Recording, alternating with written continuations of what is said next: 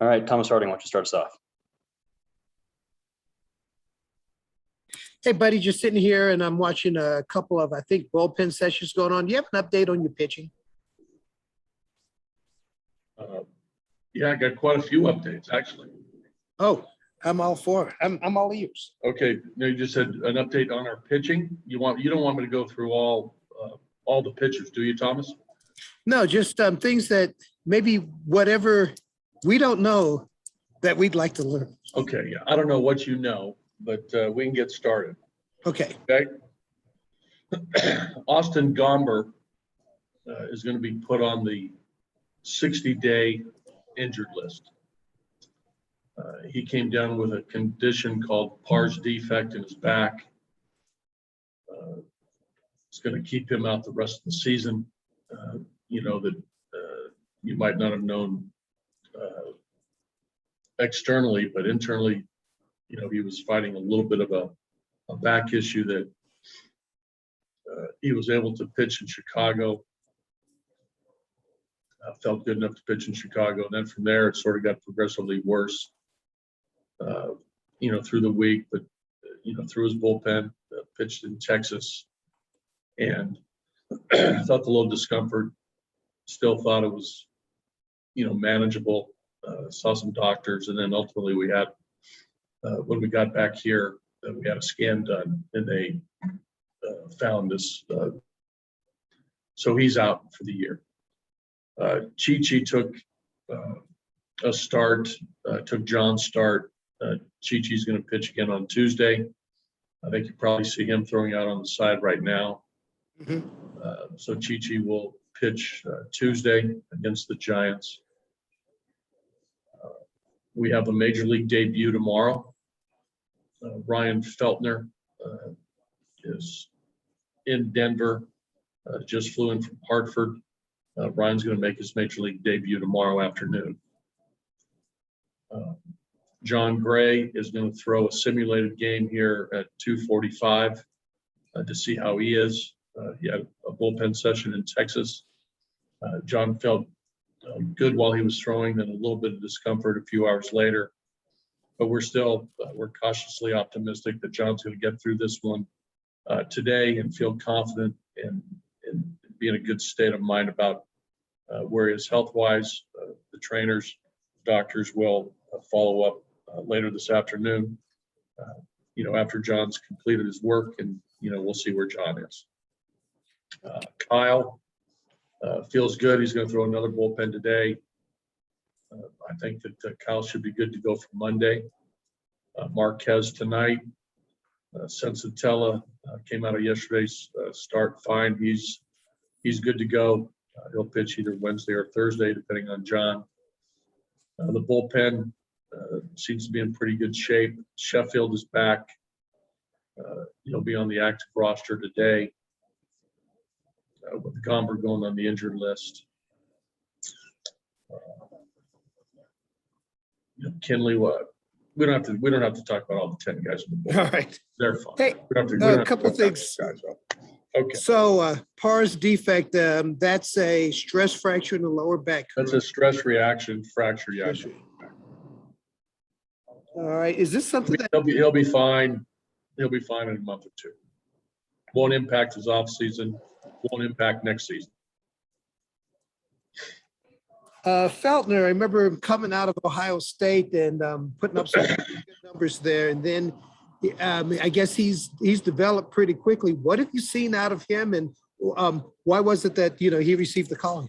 Well, he's a good Buckeye, right? You knew that from Cuyahoga Falls, Ohio, just outside of Cleveland.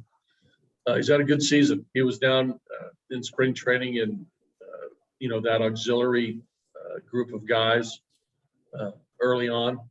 You know, the minor league spring training didn't start until much later, but he came down early. He was part of it was an 8-man group of players that we had down there, and he was part of that group. I saw him in instructional league last fall. I liked what I saw. Our player development people have said, and even and probably most importantly, recently, he's been throwing the ball great. The last month, he seems to be gaining a lot of momentum in every aspect of pitching. He's had a solid season. He really has. We all put our heads together, player development people, minor league managers, coaches who had him this season, Schmitty, Zach, Chris Forbes, and we decided to bring him, based on his performance. A guy who began this year, I guess, at Class A, but at 25 years old, did you feel like just that the knowledge was there and the development was fast enough to where you feel pretty good about? Yeah, I think, all of that, Tom. Yeah, 25 years old, good head on his shoulders, major college program, 260 minor league innings, not a ton, but enough to be in a spot where, we felt professionally he was ready to take on this challenge. All right. All right, buddy. Okay. All right. There's a lot in there. That's a lot in there. And I'm we'll go to sure you'll Patrick probably Saunders have more out on the field when I see, which is fine. Yes. Sorry, buddy. We'll go to Patrick.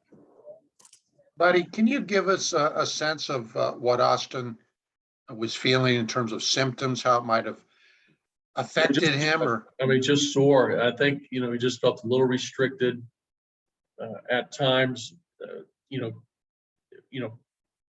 What he indicated to me was, he just really couldn't finish his pitches.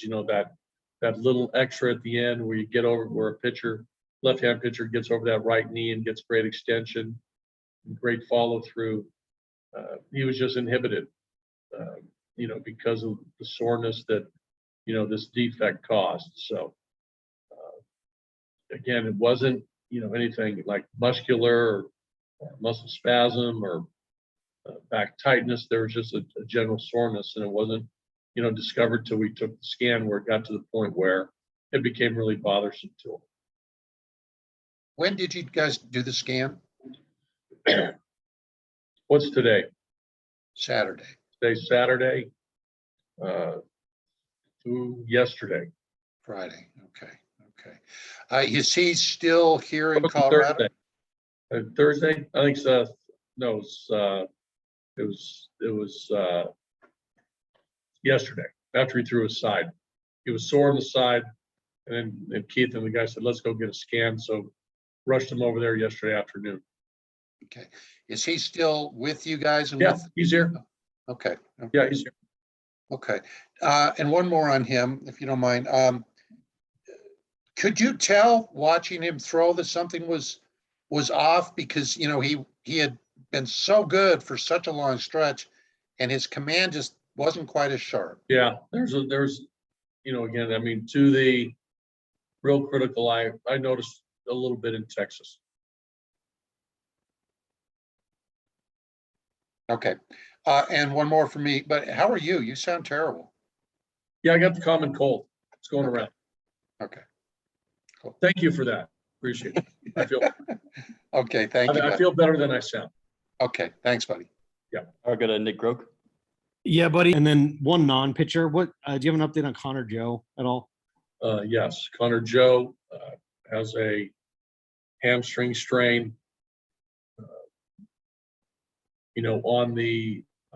On the degree of the strain, it's, I guess you could say, mild, but it's going to require that he goes on the injured list. Josh Fuentes will be here for today's game. Gotcha. Awesome. Thank you. You're welcome. All right, we'll go to Thomas Harding for a follow-up and then finish up with Mark Stout. Thomas. Yeah, just wanted just a little bit more. I knew you would circle back. Yes, I had to circle. I'm a circler.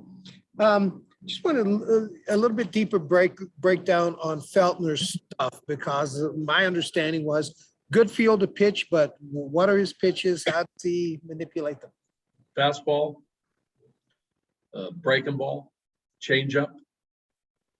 Low 90s, 92, 3, 4, pretty solid average fastball. Maybe at times a click above. Slider, 284, varying shapes, but pretty traditional breaking ball, and a good feel for a changeup. So, and his main strength is just the feel for his pitches as I he, think, yeah, I think the total repertoire is solid. Commands the fastball. I think he threw 80 innings in Double-A, 22 walks. Right around 82. So the control grade's pretty good. Overall in his minor league career, I think the control grade's been average, which is roughly 3/9. When he throws strikes, the pitching coaches that I've talked to in the minors said he can move the fastball where he wants it. So he has some pitchability with pretty good stuff. thanks a lot, buddy. Just wanted to get more of a You break. got it, Thomas. All right, we have one more from Danielle, and then we'll go to Mark to finish up. Danielle. Yeah, just a follow up on Austin. I know you said he's been sore, but has this been impacting his daily life? Has he been in pain at all? Probably better question for him, but I'm going to say no. Just sore. When you got a bad back, it's sore. I mean, you can get through your daily life, but it was sore. Is there any treatment or injections that he needs, or is it just rest? I think Mother Nature takes its course. I mean, they'll do some therapy, but again, this is bone. I guess you can put a bone stimulator on there to maybe hasten the healing, but this has to heal on its own time. Thank you. You're welcome. All right, we'll go to Mark to finish. Hey, Bud, tomorrow's a big day. 40 years ago, you made your debut. We want to run that down on the air. Hang on a minute. Is that right? September, yeah, the 5th, right? September 5th, Fenway Park. Yes. 81. 1981. 40 years ago? How about that? Where were you? That's some research, Mark. So you were you in Spokane before that? I was with the Spokane team, yes. Tell us about the call up. I think I was. Boston. God, was I in Edmonton when I was told? I think I was in Edmonton when I was told that I was going to the big leagues by Ken Poppy, the manager of the Spokane Indians, and Joe Coleman Jr. was the pitching coach. So I flew from Edmonton to Seattle to Baltimore. I met the team in Baltimore. At the hotel. What did Renee Latchman was your manager, right? Latch was my manager. What did he say? What did Latch have to say to you? I really can't remember, but I wasn't in big league camp that year, so I sort of came out of nowhere. The guys, a lot of guys on the team didn't even know who I was. I mean, I'm not sure Latch did. Well, I can get that. Was Frank Funk the pitching coach then, or the bullpen coach? I think Frank Funk was the first base coach. Okay, Wes another Stock was the pitching coach. that's another Colorado tie. I knew I thought he was on that staff. Yeah, Frank was the first base coach, or Frank was on the staff. He might have been the bullpen coach. So you threw, how many pitches did you throw in that first game? A couple, 3? In my debut? Yeah. I think I threw 6. I think it got to a full count against Rick Miller, left-handed hitter. And he hit a little chip shot down the left field line. And that was the only guy I faced that afternoon. Damn, left on left, huh? Yeah, left on left. He brought me in. And I threw a 3-2 curveball. Actually, it's a pretty good pitch. It sort of